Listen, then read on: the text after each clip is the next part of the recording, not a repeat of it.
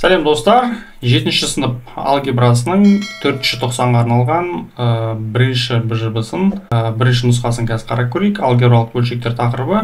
Сонымен БЖБ-да мынандай 3 тапсырма болады. Бірінші тапсырмада қосымша 2 тапсырма, және екінші тапсырмада да 2 тапсырма болады, және үшінші тапсырма мынандай өрнекті ықшамда болады.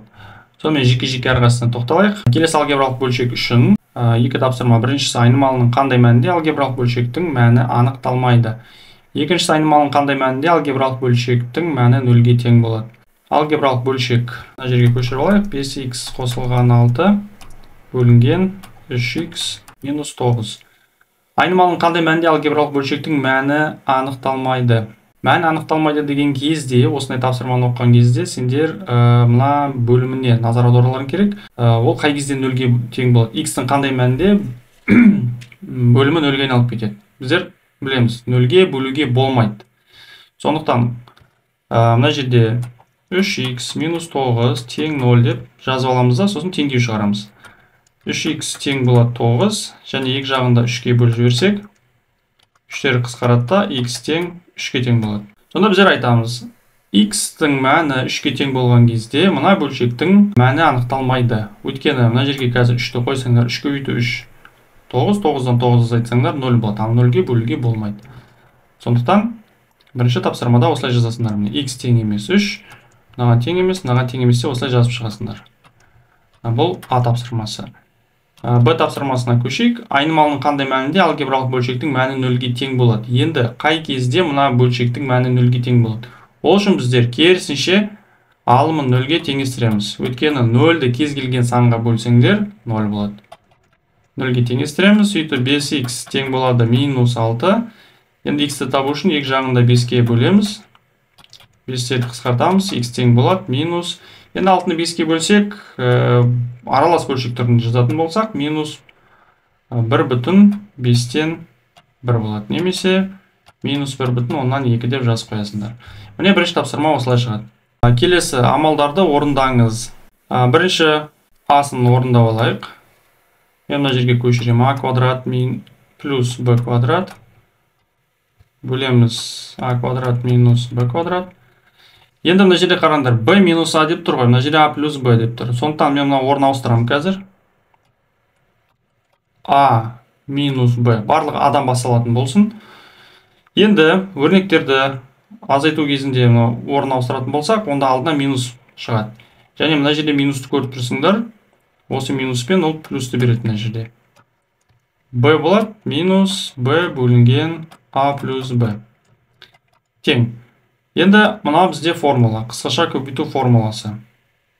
Ортақ бөлімі а, мен мына жерге бүйтіп жазып қояйын, а минус б-ға тең, а плюс б-ға тең. Сондықтан ортақ бөлім а минус б, а плюс б болады. Квадраттардың алымы осыған тең. Ортақ бөлім осы болады, әрқайсысына қосымша көбейткіш береміз, кәдімгі бөлшектер сияқты шығарамыз. Мына жерде 1 болады, мына жерде а плюс б болады, мына жерде а минус б болады. Сөйтіп 1-ді мына өрнекке көбейткен кезде а квадрат қосылған б квадрат болады. Қосыламыз ары қарай.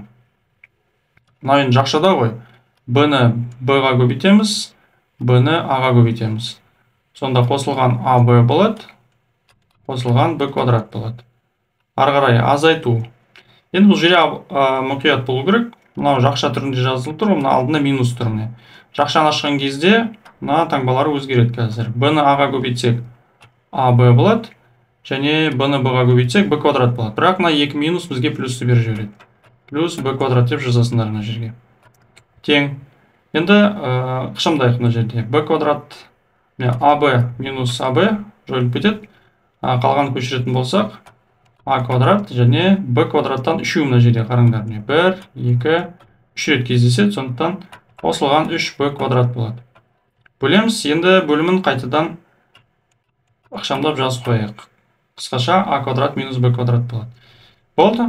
Бірінші тапсырмасы осылай болады. Келесі б. 2х квадрат бөлінген 3х минус y бөлу көбейту. Бөлу көбейту болады. Мен мына жерге тағы да көшіріп алайын. 2х квадрат бөлінген 3х минус y. Енді бөлуді бірден бөлшекті ауыстырайық орнымен көбейту дейміз да. Және мына жерде байқасаңдар 3x квадрат минус y квадрат деп қазір былай жазайық. 9x квадратты 3x ортақ квадраттың астында жазайық, минус y квадрат бөлінген x y куб. Мынау астына кетеді. Көбейтілген 2y бөлінген 3x қосылған y. Міне барлығы көбейту, барлығы енді формуланы ашамыз. 2x y квадрат көбейтілген. Енді бұл қысқаша көбейту формуласы. Міне мына формула жаңағы. Бұл жерде 3x a-ның орнында, b-ның орнында y тұр. Сонда бірінші жақшада 3x азайтылған y болады да, екінші жақшада 3x қосылған y болады. Көбейтілген ары қарай. Міне барлығын үстін көбейтеміз қазір. Міне мынаған көбейтеміз, мынаған барлығын көбейтіп шығамыз. Сосын 2y деп мына жерге жазамыз.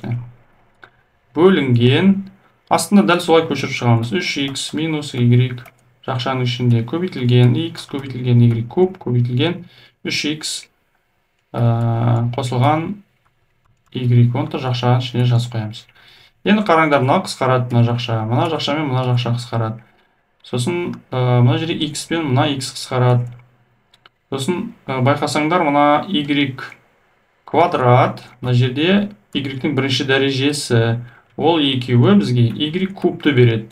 Сондықтан қысқартатын кезде былай қысқартасыңдар. Мына жақта да өшіресіңдер, мына жерде y кубты өшіресіңдер. Астында бәрінде бір шықты, міне, бір.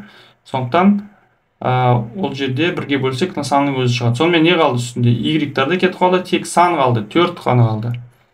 Сондықтан жауап мына жерде 4 деп жазасыңдар. Тең 4 дейсіңдер. Барлығы қысқарып кетеді, 4 қалады.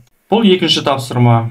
Бұл А деңгейі негізі. Мен айта кетейін, А деңгейінің бірінші нұсқасын қарап отырмыз қазір. Б деңгейі бар, онда ютубтан қарап көрсеңдер болады.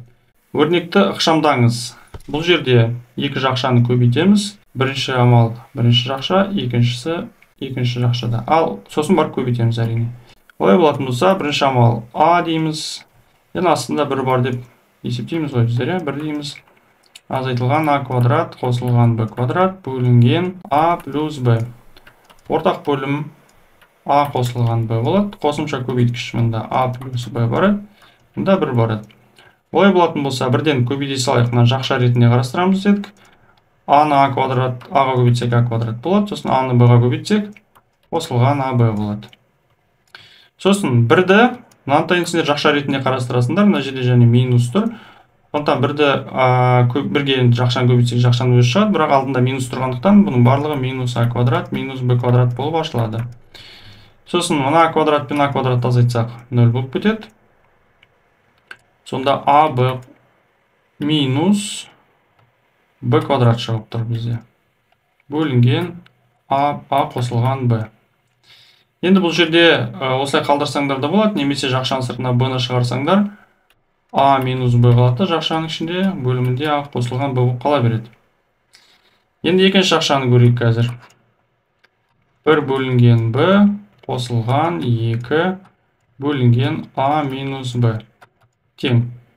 Ортақ бөлім бөлшекте бірінші мына б, сосын а минус б болады. Сосын мына жақта қосымша көбейткіш а минус б, мына жақта б болады. Енді бірге мына а минус б-ны көбейтсек а минус б-ның өзі болады. 2-ге б-ны көбейтсек қосылған 2b деп жазамыз. Тең. А-ны көшіреміз. Минус б қосылған 2b.